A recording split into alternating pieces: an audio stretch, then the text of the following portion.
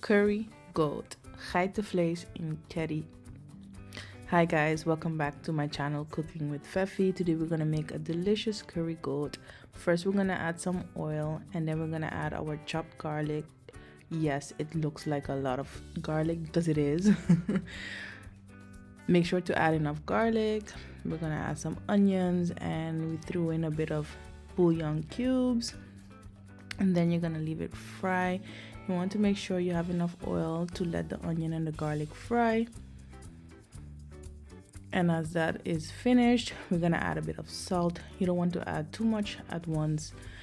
We're gonna taste the salt as we cook, and then we're gonna add some black pepper and of course our curry powder. We are using Arva curry powder, super delicious and the best one yet. Then we're gonna add a bit of cumin powder, and then we're gonna fry that curry. Fry it up, stir it up, and make sure get all angles. Then we're gonna add a bit of chili powder. We chose to add chili powder because the kids are eating with us. When you're cooking the goat meat, you can also choose to add a whole pepper, hot pepper, ajuma, Madame Jeanette when you're making your sauce. And then we're gonna add about 3 kilos of goat meat. We slightly pressure cooked it, remove the fat, and there you have it. Add it to your pot. Oh yeah, don't forget to subscribe. Now we're gonna stir the meat, and halfway through we're gonna add some celery sticks, chopped celery, and of course some diced tomatoes.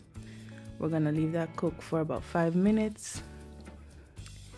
After that we're gonna stir it up, and now we want to add some water for the sauce.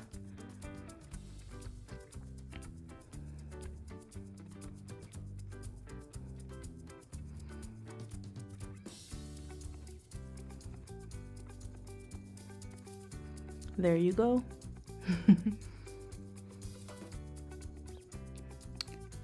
Is at this point is where you can add your whole pepper, your hot pepper. And like you see, we added a bit more of celery. We're gonna stir it. I'm gonna leave it cook for about 10 minutes. And when that's done, we're gonna add it to our pressure cooker. For those that doesn't have a pressure cooker, trust me, a normal pot works. It just takes really long.